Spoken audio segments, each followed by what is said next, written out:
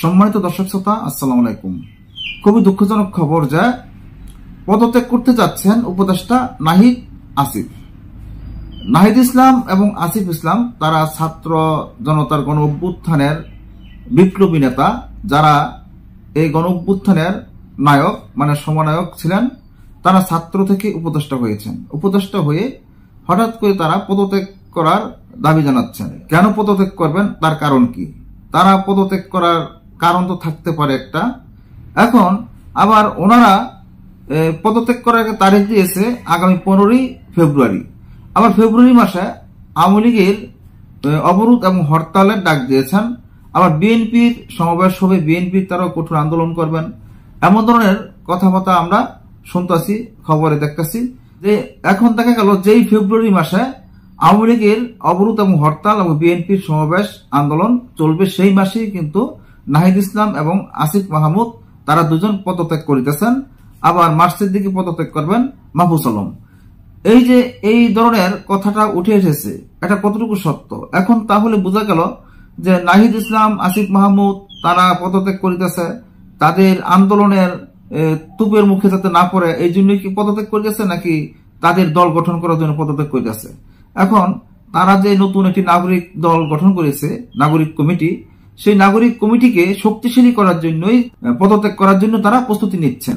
তাহলে বেশি কথা না পারি, আসুন তারা কেন পদত্যাগ করিতেছে, তার কারণ কি, মূল প্রতিবেদনটি আমরা দেখে আসি। জুলাই বিপ্লবে নেতৃত্ব দেওয়া ছাত্র জনতার নতুন একটি রাজনৈতিক দল আত্মপ্রকাশ করতে যাচ্ছে। দল ঘোষণার আগে আগামী 15 ফেব্রুয়ারির মধ্যে সরকার থেকে পদত্যাগ করতে যাচ্ছেন অন্তর্বর্তীকালীন সরকারের তথ্য উপদেষ্টা নাহিদ ইসলাম, যুব ও ক্রীড়া উপদেষ্টা আসিফ মাহমুদ। আর আগামী জুন মাসে পদত্যাগ করতে যাচ্ছেন সরকারের আরেক উপদেষ্টা মাহফুজ আলম। দৈনিক আমার দেশ পত্রিকার এক প্রতিবেদনে এ তথ্য জানানো হয়েছে। প্রতিবেদনে বলা হয়েছে, নতুন দল প্রথমে আহ্বায়ক কমিটি ঘোষণা করবে। কমিটির সদস্য সচিব হতে যাচ্ছেন নাহিদ ইসলাম। ছাত্রদের নতুন দলের গঠনতন্ত্রের কাজ চলমান রয়েছে বলে জানা গেছে। সম্প্রতি ছাত্রদের প্রতিনিধি সরকারে রেখে তাদের নেতৃত্ব রাজনৈতিক দল গঠন করে নির্বাচনে আসলে তা মেনে নেওয়া হবে না বলে মন্তব্য করেছেন বিএনপির মহাসচিব মির্জা ফখরুল ইসলাম আলমগীর। এরপর উপদেষ্টা নাহিদ ইসলাম এ প্রসঙ্গে গণমাধ্যমে বলেন, তিনি রাজনৈতিক দলে যোগ দিলে সরকার থেকে বের হয়ে যাবেন। এ নিয়ে সরগরম হয়ে ওঠে দেশের রাজনৈতিক অঙ্গন।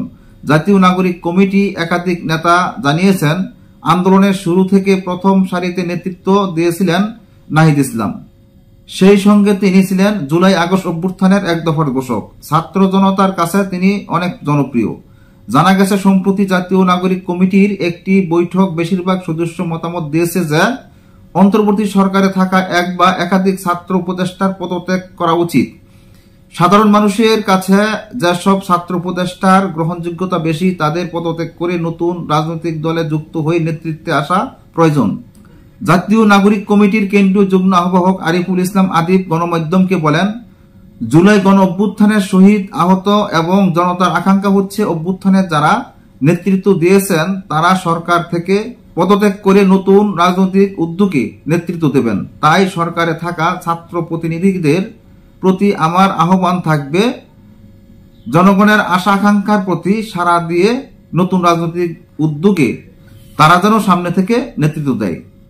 আদিব আরো বলেন, বাংলাদেশের কৃষক, শ্রমিক, ছাত্র জনতা অধীর আগ্রহে অভ্যুত্থানের নেতৃত্বের দিকে তাকিয়ে আছে। যেভাবে ফ্যাসিস্ট খুনি হাসিনাকে নামিয়েছে, তেমনি ভাবে রাষ্ট্রের প্রতিটি ক্ষেত্র থেকে ফ্যাসিস্টদের দোসর ও সহযোগীদের তাড়িয়ে মানবিক মর্যাদা সম্পূর্ণ কল্যাণকামী রাষ্ট্র গঠন করবে ছাত্র সমাজ। তবে ছাত্র উপদেষ্টাকে বা কারা পদত্যাগ করবে তা চূড়ান্ত হয়নি উল্লেখ করে জাতীয় নাগরিক কমিটির মুখপাত্র সামান্তা শারমিন বলেন, এসব বিষয় নিয়ে আলোচনা চলছে। তবে একটি বিষয়ের চূড়ান্ত সিদ্ধান্ত হয়েছে, যারা সরকারে থাকবে তারা রাজনৈতিক দলে যুক্ত হতে পারবে না। এই ক্ষেত্রে রাজনৈতিক দলে যুক্ত হতে হলে অবশ্যই সরকার থেকে পদত্যাগ করে আসতে হবে। আগামী 15 ফেব্রুয়ারির মধ্যে দল ঘোষণা করতে চায় গণ অভ্যুত্থানে নেতৃত্বদানকারী শিক্ষার্থীদের সংগঠন জাতীয় নাগরিক কমিটি ও বৈষম্য বিরোধী ছাত্র আন্দোলন। নতুন দল ঘোষণার আগে 24 দফা ইস্তেহার তৈরিতে কাজ করছে তারা। এর জন্য 17 সদস্যের একটি কমিটি কাজ করছে বলে জানা গেছে। সম্মানিত দর্শক, আপনারা বুঝতে পেরেছেন, নাহিদ ইসলাম এবং আসিফ মাহমুদ তারা দুজন আগামী 15 ফেব্রুয়ারির ভিতরেই তারা পদত্যাগ করার একটা সিদ্ধান্ত নিয়েছেন। এই সিদ্ধান্তটা এখনো সঠিক বলে মন্তব্য করেনি। আজকে তারা কেন পদত্যাগ করতে যাচ্ছেন এটা নিয়ে যেন বাংলাদেশের প্রতিটি মানুষ একটা হতভম্বের মেজাজে আছে যে কেন তারা পদত্যাগ করিতেছে। এ নিয়ে কি বলবো, এটা কতটুকু সত্য কতটুকু মিথ্যা, এটা পরবর্তীতে আমরা নতুন কোন আপডেট পেলে আপনাদেরকে আবার জানাতে সক্ষম হব। আজ এই পর্যন্তই। আল্লাহ হাফেজ।